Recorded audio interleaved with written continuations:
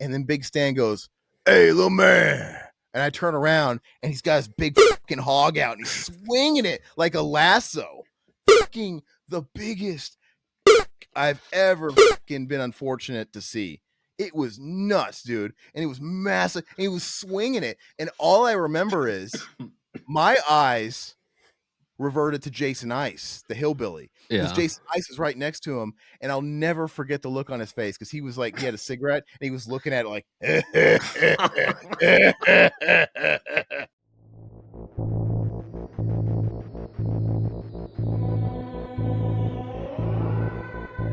without further ado, Todd, on our file, I'm starting at 3 seconds.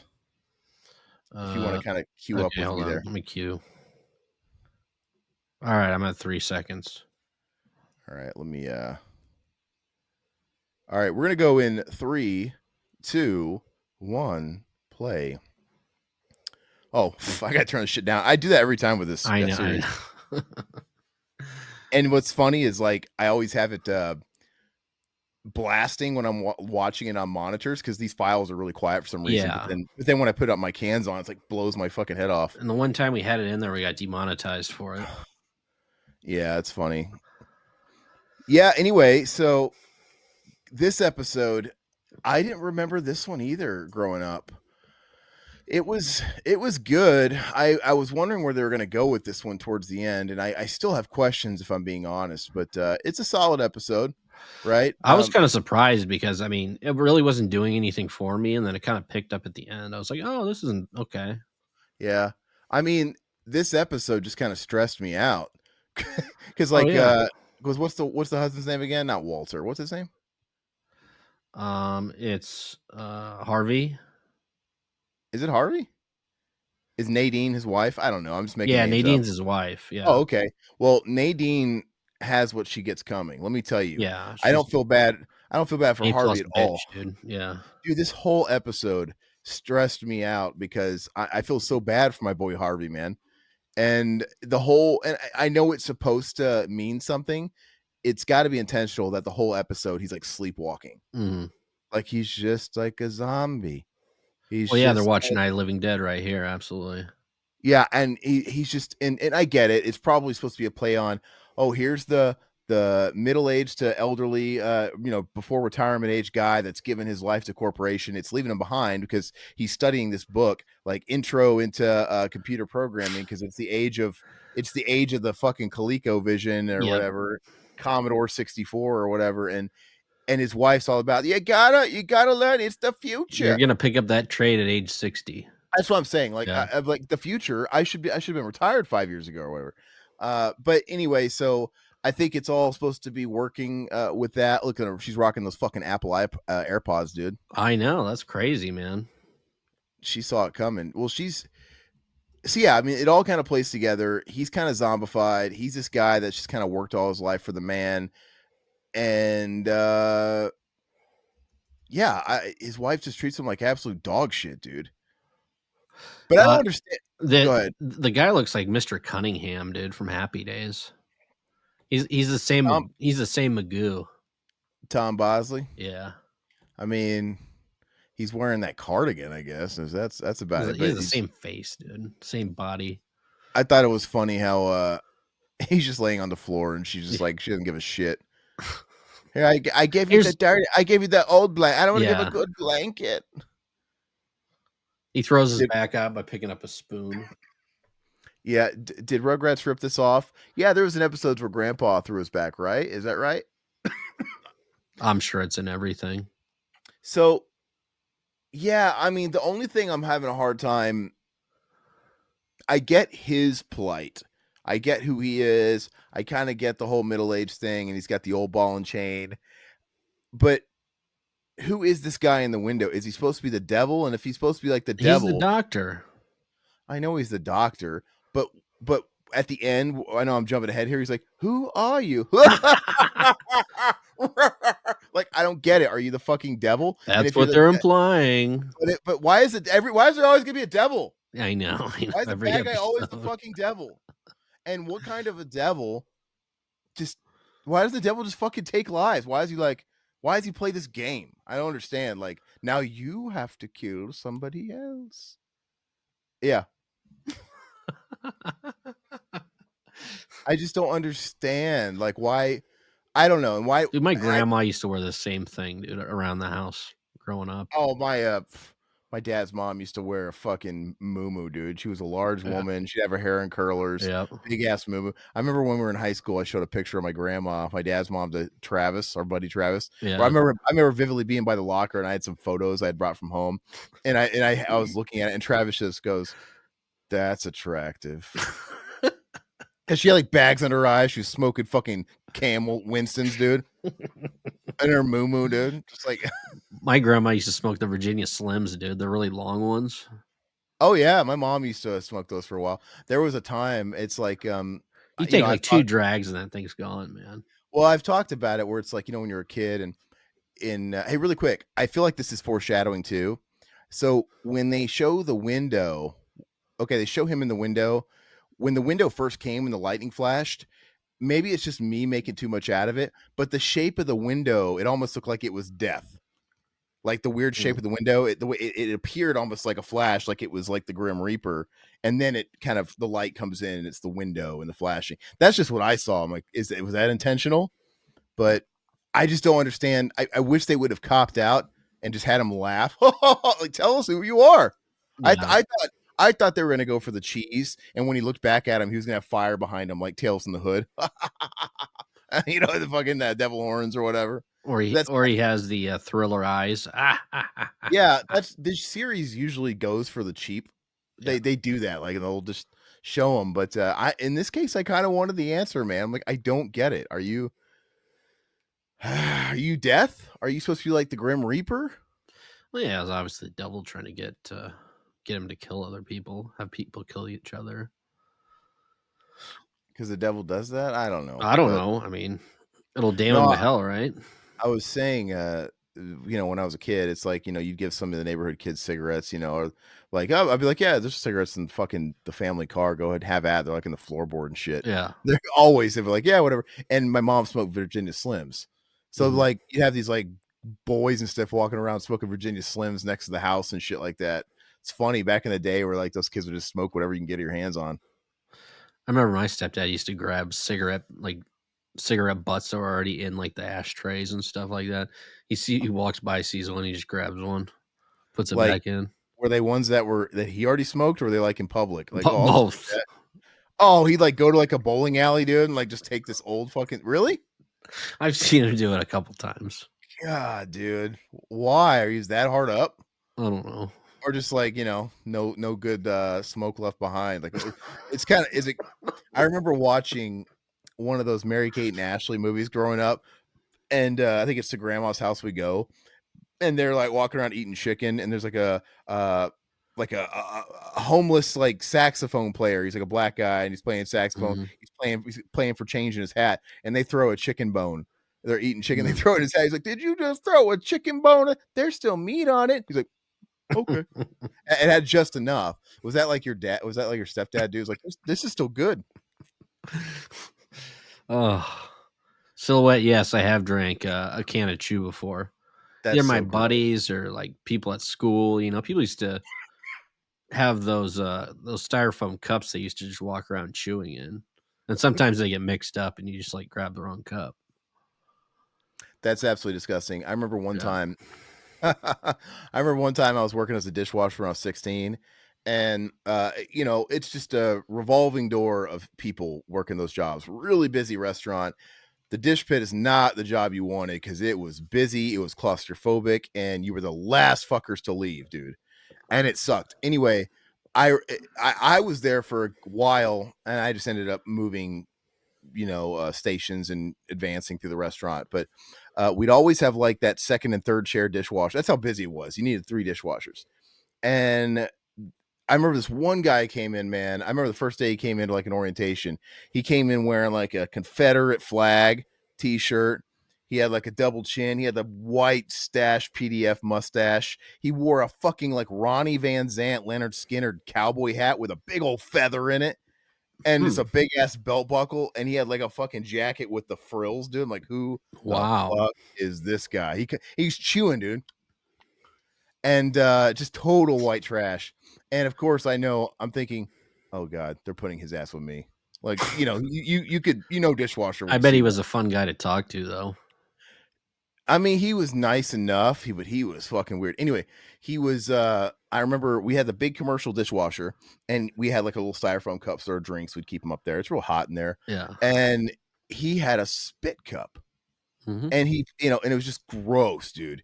And it was just like fucking like a week's worth of spit, and he had it on top of the dishwasher, and we had this one guy, his name was Bill, and he was this crazy whacked out Vietnam war vet dude, or like maybe Korean, I don't know what he was, but he would come in on his paycheck days to grab his check, and he'd be wearing his old war jacket. He looked homeless in his boots, and and he used to talk about the black helicopters. Talking to that guy, I stopped talking. I'm like, well, let's just do dishes, bro, because he would fucking be wild, dude. Like he was like, they got him with the, what's it called, the Agent Orange. no, not Agent Orange. They got him with the fucking mind control shit they were doing back then, Oh like yeah. fucking LSD and stuff, dude. He was fried, and he was wild. And anyway, he goes to open the dishwasher one day, and he lifts the door up, not knowing there's a spit cup. He knocks his spit cup, and he's like this little guy, and it falls on his head, and Oh jeez. I shit you not, it was like something out of Three Stooges, because he just stood there and took it, and he was grimacing, and this cup fell perfectly on his head like a hat, and it's just leaking down his face, and it's going. You know what it reminded me of? Poor man. It reminded me of Pee Wee's Big Adventure, when he gives him the prank gum. Oh, Fruit, please, and he gives it to him, and he's just making that face when it's like the black shit's coming out of his mouth, like ah. But I was dying fucking laugh. I think about it to this day. I'm like, I don't. You meet the most interesting characters working at restaurants, because it's just all walks of life, man. that's But funny. if they can pay you minimum wage, they're going to give you some kind of a job, knowing you're probably going to last a week. But whatever, it's worth it. Yeah. I miss those guys, kind of, not really. Oh, that same guy with the Ronnie Van Zant Skinner hat, dude. I worked with this other guy named Big Stan, and he was this big old black guy, big giant guy, like 6'5". He had clearly done time. He had scars all over his body, like gang shit. Yeah. And he was nice enough. But I remember we're all on the smoking dock one day, man, and you got the hillbilly. His name was Jason Ice. Ooh, sorry, whatever. Ice. We all know Jason Ice doesn't have the fucking internet. Uh, he's ripping a bong out of an apple, dude, somewhere. But anyway, we're on the back Cool, dock. Mr. Ice. We're on the back dock, and I'm taking out trash because I'm the only one that's actually doing my job, and they're smoking the whole fucking night, letting me close. And I go out there and I take trash out. Big Stan and Ice are smoking, and then I turn around to leave after taking out trash, and then Big Stan goes, "Hey, little man!" And I turn around, and he's got his big fucking hog out, and he's swinging it like a lasso. Fucking the biggest dick I've ever fucking been unfortunate to see. It was nuts, dude. And it was massive. And he was swinging it. And all I remember is my eyes reverted to Jason Ice, the hillbilly, because Yeah. Jason Ice was right next to him. And I'll never forget the look on his face, because he was like, he had a cigarette and he was looking at it like, and I'm like, I am fucking out of here, guys. What the fuck is going on?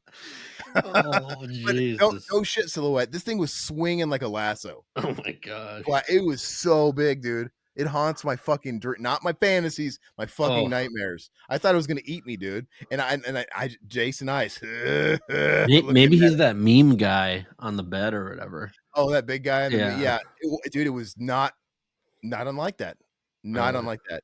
He wasn't quite as fat as that guy, but oh, terrible, dude. And you know what's so funny? The stuff you get away with in restaurants, you couldn't do that at a fucking bank. No. Can you imagine if you're like, "Hey, Laura," the cubicle over, and you're swinging your big cock around, dude? You'd be fired, but you'd be Be arrested. arrested. Yeah. All this kind of stuff. And I wasn't no narc, but now that I think about it, like that guy should have been fired. I should have been like, guys, this guy's swinging his cock. I'm underage. It's fucking sick because I'm a guy and he's a guy, but I'm 16, and this fucking 40-year-old swinging a big fucking anaconda in my face.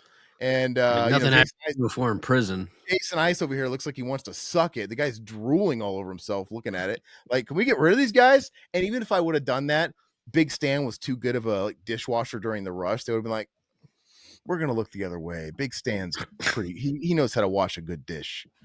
But Jason Ice, that that guy wanting to suck it, we can get rid of him.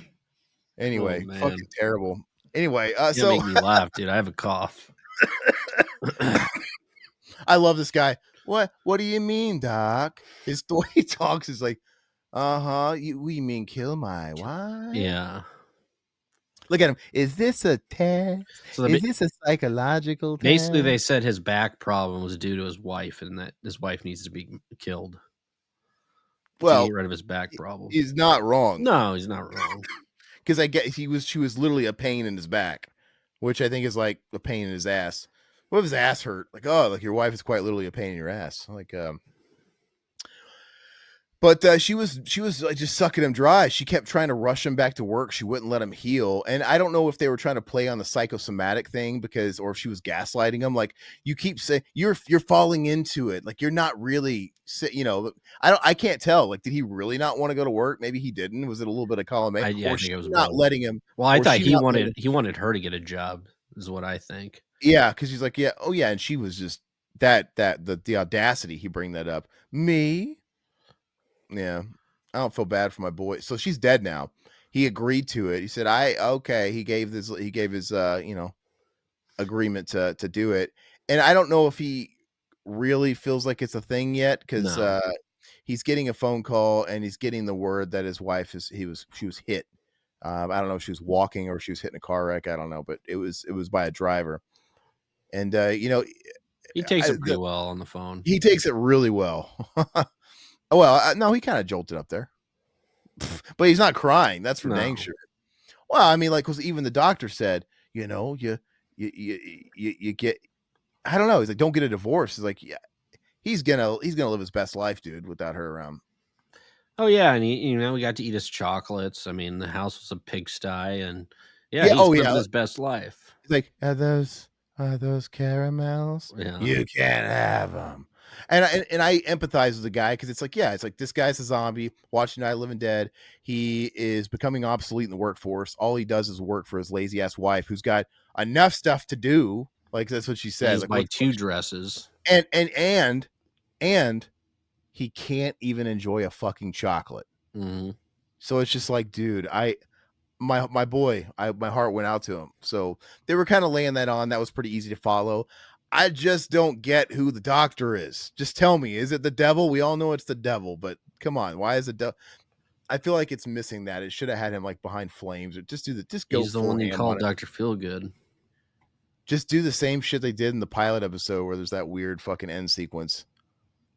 Oh, here he is, stuffing his face with his chocolates. Yeah, and that's obviously paramount to the whole thing. He's now living it up. His back's better. He obviously works giving people SIDS. He gives kids SIDS. Why is it sure? Oh, SIDS car mechanic. Cars, yeah.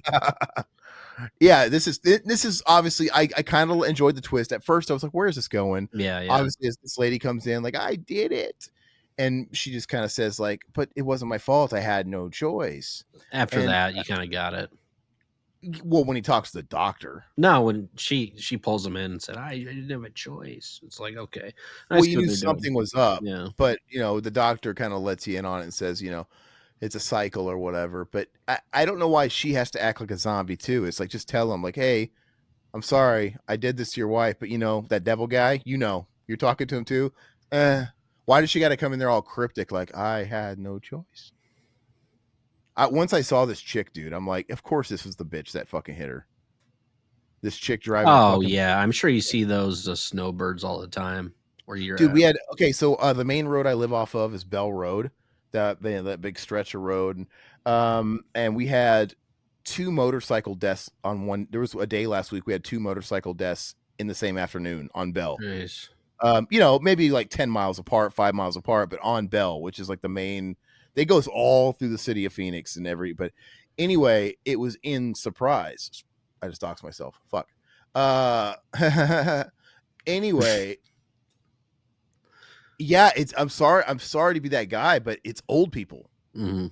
And sometimes like with the motorcyclists, it is them being a speed demon, you know, because it's legal to fucking like pass around people like, that are like parked and they do stupid shit, man. They're not careful, and you mix having balls like that with fucking being around a lot of old people. It's a bad cocktail, Yeah. dude.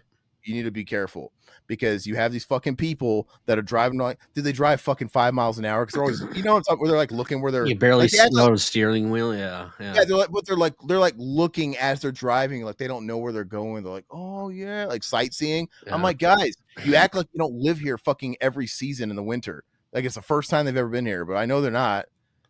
Anyway, hi Kelly, how you doing? Hey, Yeah, you like Kelly. Tales of the Dark Side, huh? Last week we did episode 2 and 4, and this is 3. So you got all the Tales from the Dark Side you could handle. So yeah, this whole ending is cool. He's given the exposition dump, and he's still not that mad, but he's like, I don't know who I'm gonna call, but I'm gonna make sure they lock you up. Hmm. And but just tell us who you are, bro. Well, he's obviously the devil. I mean, he locks the door by touching his nose. So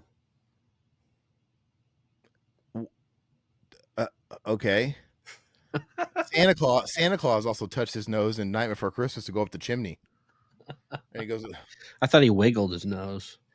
no, he touched his nose and No, goes up the chimney. But this guy looks like Walt Disney, it which does. He does, which man. maybe he's even dressed like Walt Disney, so maybe that's part of it too. Maybe Walt Disney is the devil. It all makes sense now. That You know, wouldn't Bob surprise me. Hoskins here is like, I'm not having any of this. No. Nice striker glove, dude. It's my Dice Man glove. I screwed my wrist He up. thinks he's Marv all of a No, sudden. this hand I have bad tendonitis in because I'm convinced I slept on it wrong one day and I woke up and it was in pain. Like, you know, you sleep on it all fucked up and in a weird position.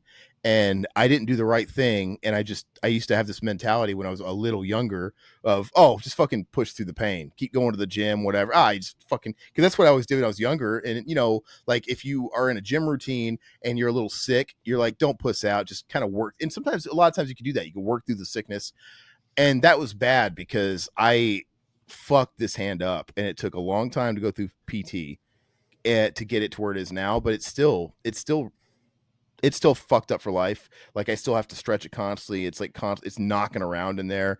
It's not super strong, the wrist. Anyway, similar thing happened to this a week and a half ago. I woke up and I fucking slept on this all fucked up, man.